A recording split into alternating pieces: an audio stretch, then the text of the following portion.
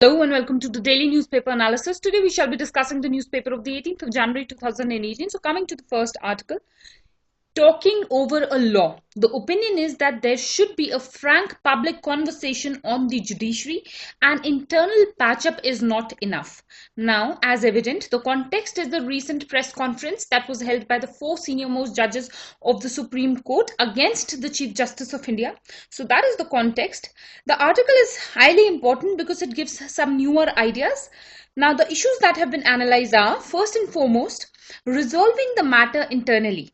Now, across several debates and across several editorials for that matter, the suggestion that has been given is that these judges should not have conducted or held this press conference and they should have rather focused on resolving the matter internally.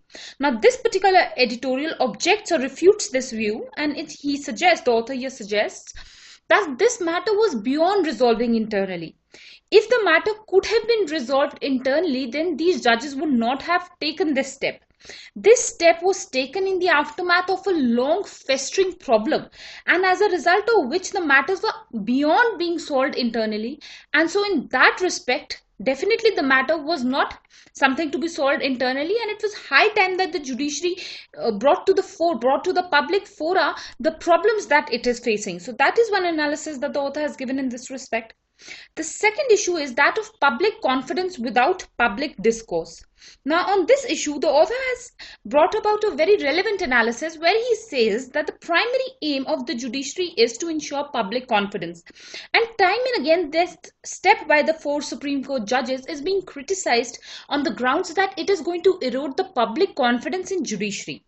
But this, the author says, is a useless criticism, because how can public confidence be generated in the judiciary until and unless it is open to public discourse, public analysis and public debates? So the judiciary, to ensure legitimate public confidence, has to become an open institute rather than a closed one, and it should welcome public discourse on its functioning. So that is one analysis that has been brought. Another aspect is that of flawed institutional design. Now, the author says that the issue of arbitrariness in allocation of benches by the Chief Justice of India, which was the primary cause of discontent by these four senior judges, is a clear reflection that there is something flawed in the institutional design of the judiciary. For example, the office of the Chief Justice of India is that of unquestionable trust. It is a closed office. He is the master of the roster. Also, there is a tendency in the judiciary where they have a severe disliking to any interference by the parliament. So all of these issues are something that are reflecting in a major flaw with the institutional design of the judiciary.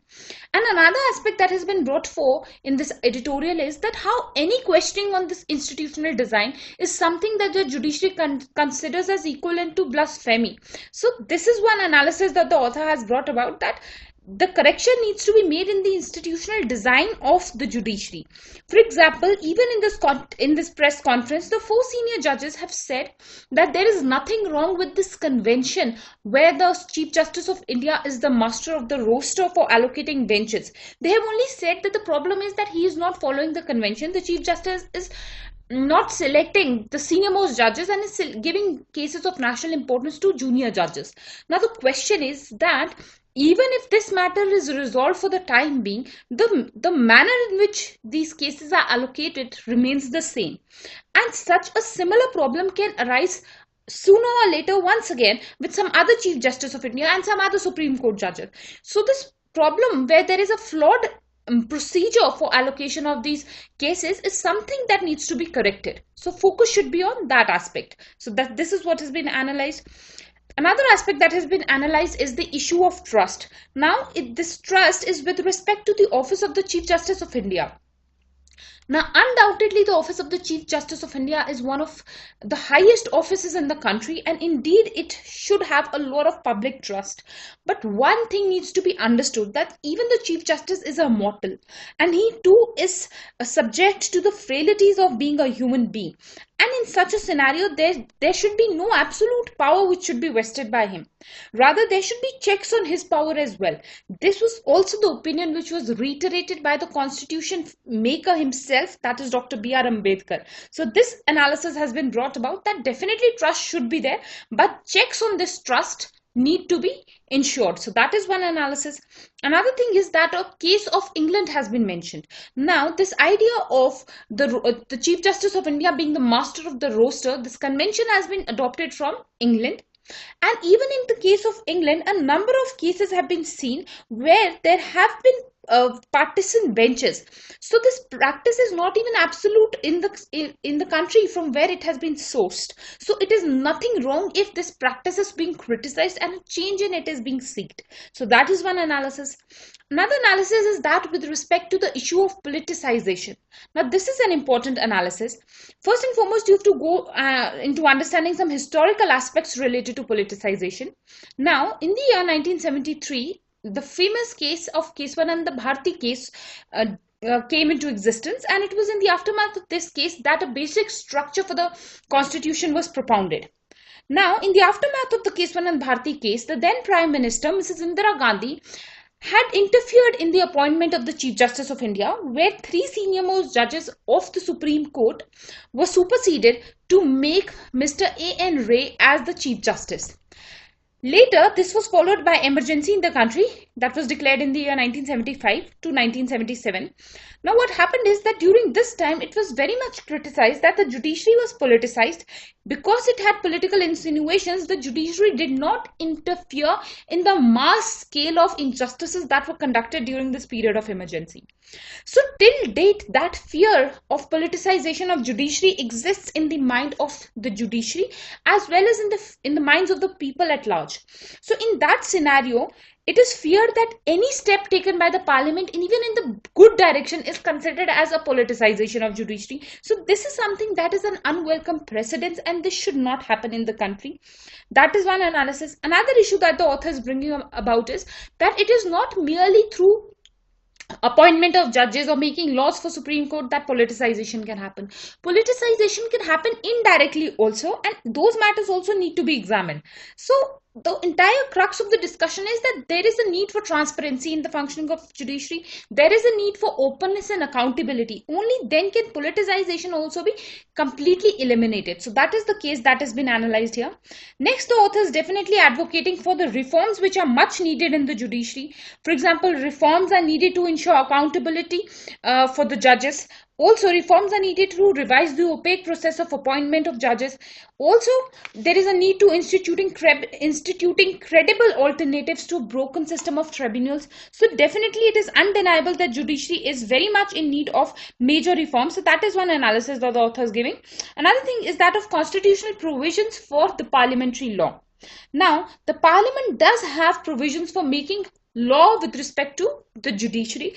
Also, the original constitution did not envisage a closed judiciary or a judiciary that is outside the ambit of the parliament. For example, under Article 145, the parliament has the power to make laws with respect to administration in the judiciary.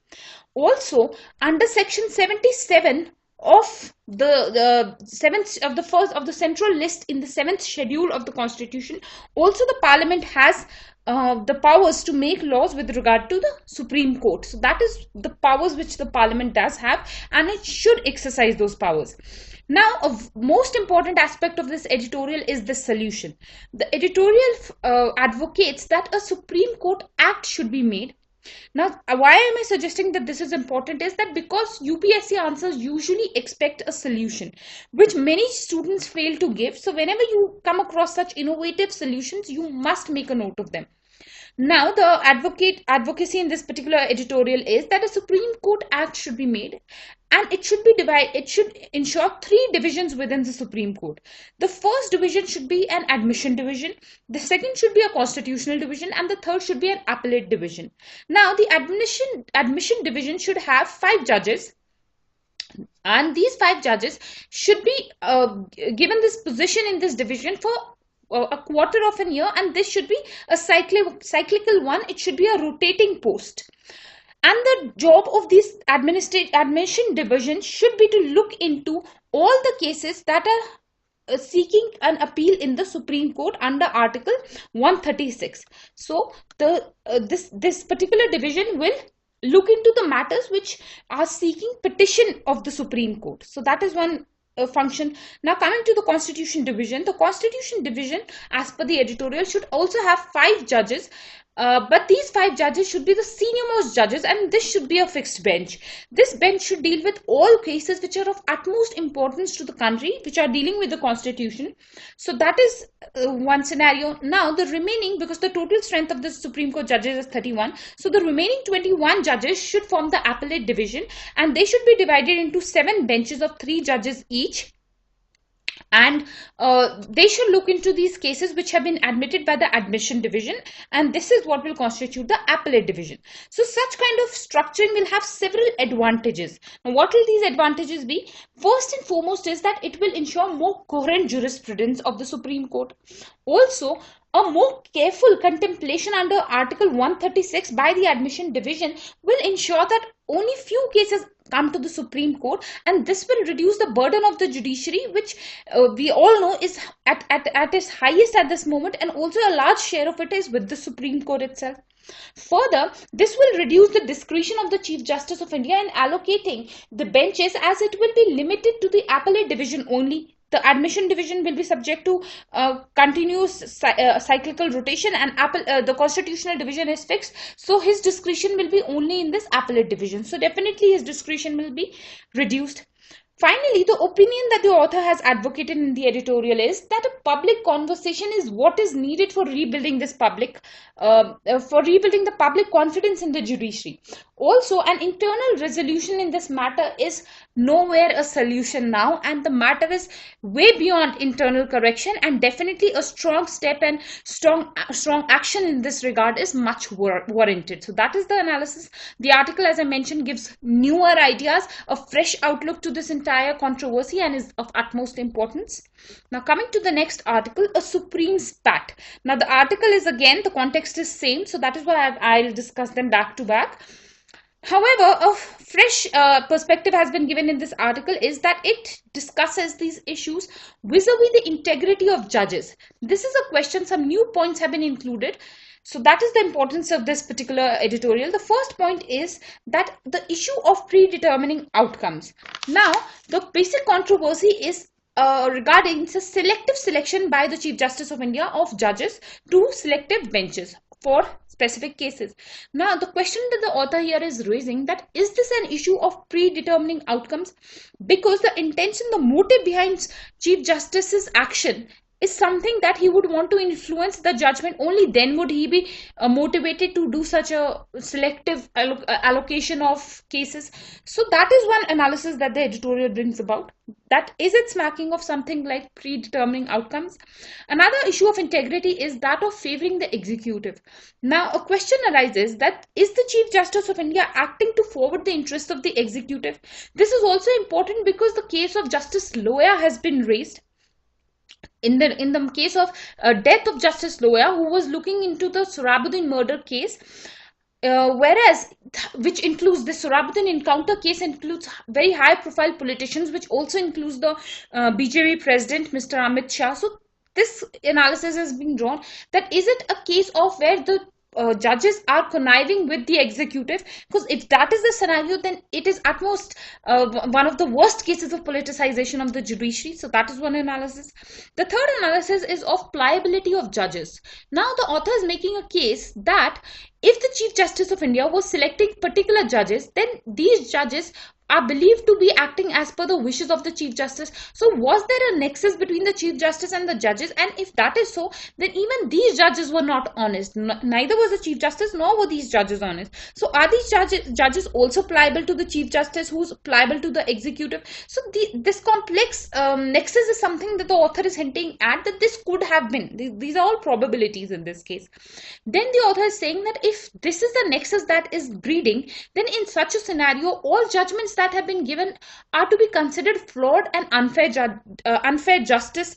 So in such a scenario, the public's confidence in all the judgments that the Supreme Court is giving is something that is going to be a shaken one. So that is one analysis he is drawing.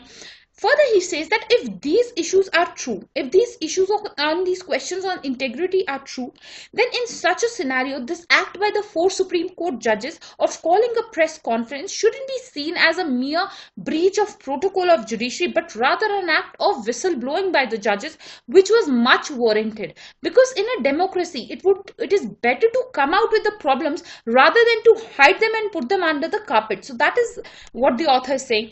Further, the author is bringing about a point that all these problems that the judges have brought to the fore is not to be seen as a single development, but rather it has to be seen as a problem with a history to it, which has been festering for long, and as a result of which the judges were forced to come to the public, because definitely these problems have been repeatedly rebuffed and not addressed by the Chief Justice of India. So it is in this context that this problem needs to be viewed, and so the suggestions that many people are again coming from the last article also, that the suggestion that many experts are giving that the matter should have been resolved amicably and internally is something that was not a possibility. So again, the editorial favors this decision taken by the Supreme Court judges to come in the public. So that is the analysis in this particular editorial. Coming to the next article, the price prescription. The opinion here is that post GST, we need a more targeted taxation and retail policy on tobacco products. Now, as obvious, the article is about the taxation of sin goods. Sin goods are all goods which are sin goods or demerit goods are goods which are harmful for the health of the citizens, and for this reason they are taxed to increase their prices and thereby discourage their use.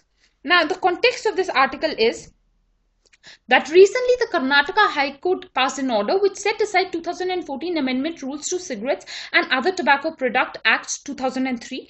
As per these amendments, it was mandatory to have 85% of the packaging to show pictorial graphic representation of diseases which are caused due to the use of tobacco, for example, cancer. Now, this decision by the Supreme Court has been subsequently stayed by the this decision of the Karnataka High Court, has been subsequently stayed by the Supreme Court. So this is the context. However, the editorial is largely about a broader discussion on the sin goods and taxation, especially with regards to tobacco products. Now, first and foremost is the severity of the problem. Now, the editorial brings to the fore that India is the second largest producer as well as consumer of tobacco-based products. This is something that needs to be controlled, and this is something that is having adverse impacts on the health of the country, and definitely it is something that is unwelcome. Another thing is that it analyzes the strategies which have been used. Now, the strategies which the government has used to control these products are largely can be grouped under 4 sections. The first is that of monitoring the price and taxation. That is the first step that the government is taking. The second is that of government is focusing on awareness campaigns. The third is that the government ensures regulatory control through laws pertaining to packaging and labeling. And lastly, the government aims at shaming of users and also prohibiting use in public space. So it is under these 4 sections that several strategies have been used by the government. Now, another thing that the editorial analyzes is a product variant structure which is specific to India. This is discussed as per a WHO report, which is the Global Adult Tobacco Survey report of 2016 and 17. This is what is the short form of it. Now, as per this report, India has a distinct pattern of tobacco consumption in multiple forms, such as cigarettes, BDs, chewing tobacco, as well as keni. This is compared to the global scenario where the predominance is of cigarettes. So definitely in India, cigarettes is not such a problem. The problem is the other areas which are more in prevalence. Also, in India, BDs and chewing tobacco and keni form 89% of the total usage of tobacco, as compared to cigarette smoking, which is only 11%. So this is one analysis that the editorial has brought, that in India there is a product variant structure. Now, an analysis has been drawn regarding the strategy of taxing these products, these sin goods, in the aftermath of the implementation of GST. Now, some facts have been given which are not of much relevance. For example, issues have been raised like majority of the tobacco products have been under the 28% slab, but here also there is a difference depending upon the size of the products, the pouches, the packing. For example, cigarettes are taxed more as compared to BD. So there are a lot of complications, but what you need to understand is the crux of this is that Even after the GST rollout, there has not been much impact on the pricing of various tobacco products or in reducing the vast disparity between these different products. So the impact in the aftermath of GST has not been much, though it should have been there. So that is one analysis. Also, there is a need to revise this taxation policy as because the GST has not had much impact. So these revisions should include a mix of steps which should include removing of all excise and other tax exemptions irrespective of the size of the unit. Now this is important is because even for the case of cigarettes, this is something that is a technical aspect, that cigarettes are of different sizes. Now depending on the size of the cigarettes, they are taxed. Suppose a cigarette is of a longer size, this will have lesser tax, of a smaller size can have more tax. So in that scenario, this kind of a policy of the government to have different tax rates for different sizes of cigarette is misused by the makers. So this kind of a situation should be removed. Also, there should be a restriction on the sales of loose sticks, and also they should be raising tax duties on BDs and smokeless tobacco. Now with respect to BDs, one analysis you need to understand is that the BDs are largely considered as something of a small sector enterprise, and it is believed that a large number of poor households are involved in the making of BDs, and if BDs are banned, then it is a livelihood concern for those people. And also BDs are something that is considered as being consumed by the poor, so this is not taxed very much.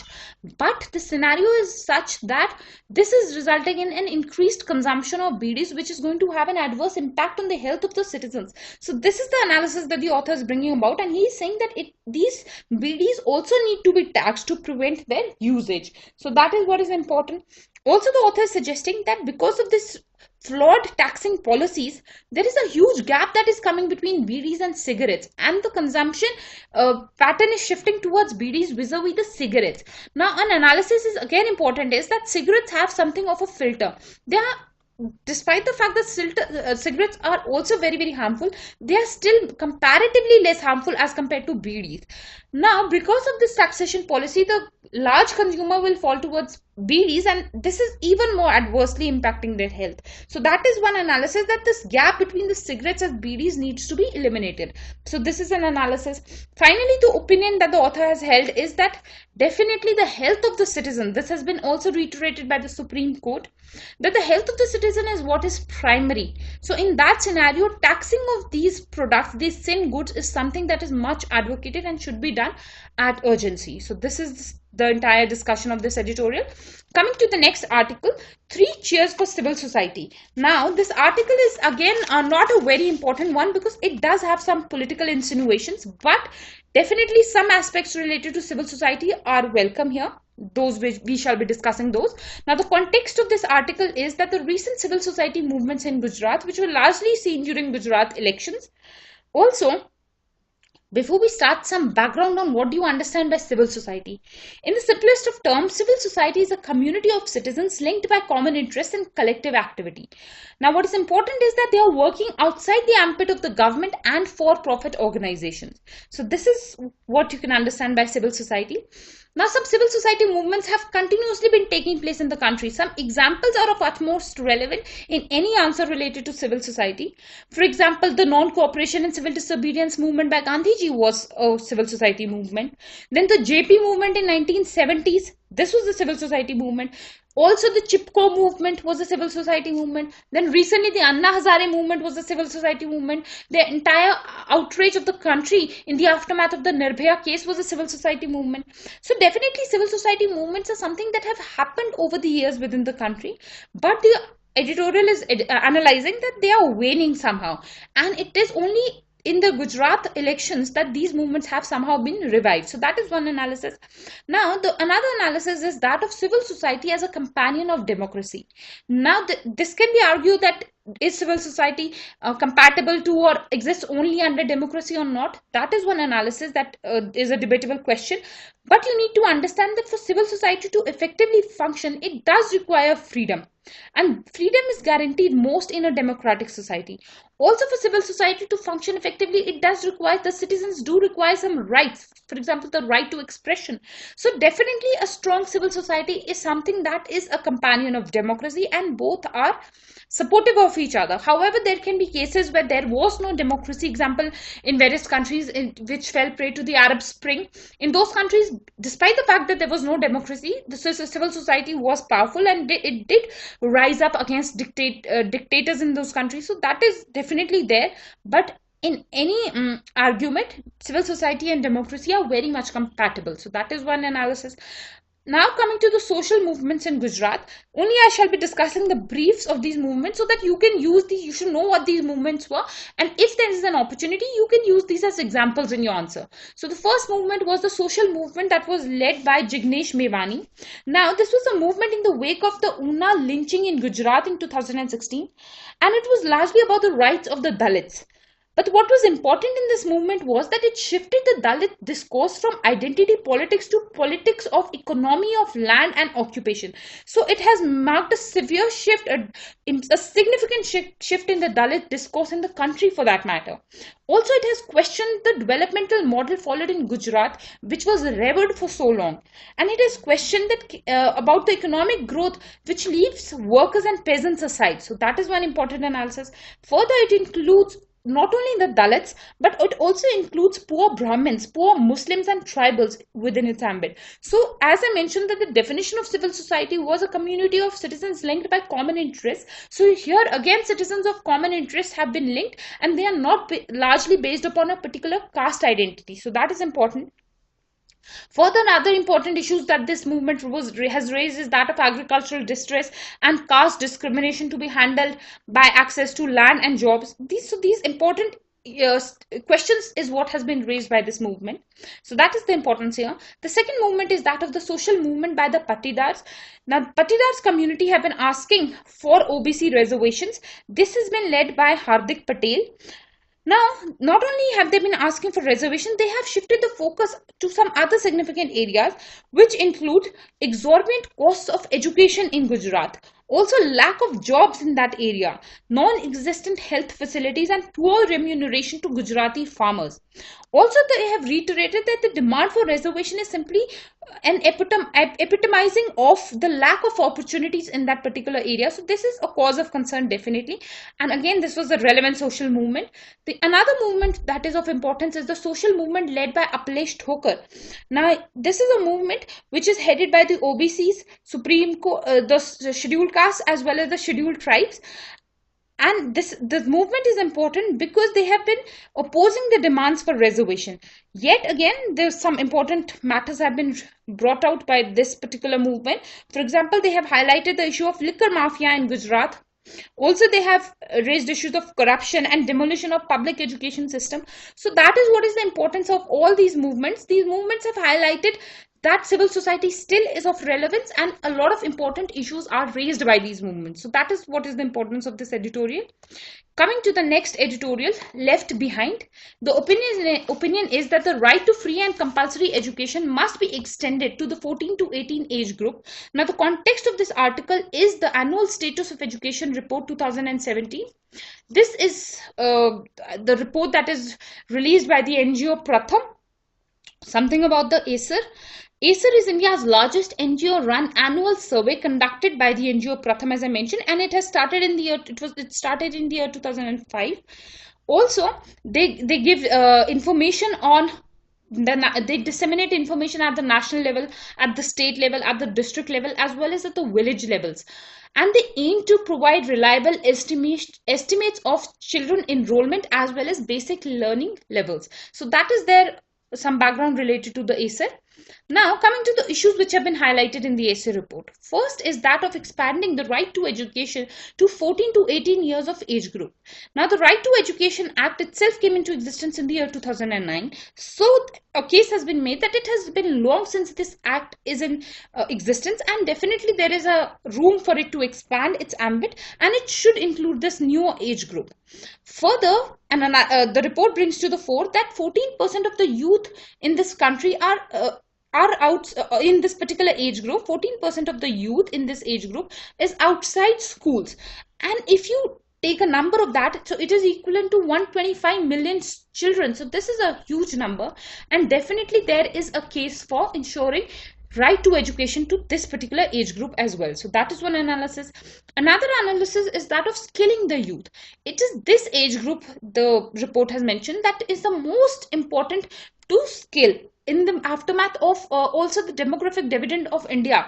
So the suggestion here is that it is this particular age group which needs to be targeted for vocational training and skilling, and it is only if this is done that India can reap the benefits of its demographic dividend. So that is one analysis.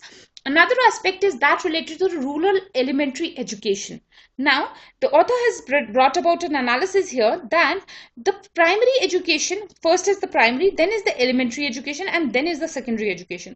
So the author here brings about a fact that the rural elementary education, which is up till the 8th class, which is as under the right to education, is somehow not only weak in terms of the learning outcomes. There is no vocational training to this age group. A number of students who are belonging to this age group and this particular section under the elementary education have said that they were not given any training, and even though 5% of those who said that they were given training, the training was of less than 3 months. So it was an ineffective vocational training in completion. So definitely this is a cause of concern for the country, which is facing problems of unemployment and benefiting from its demographic dividend. So that is one analysis. Another issue is that of the learning outcomes and attendance.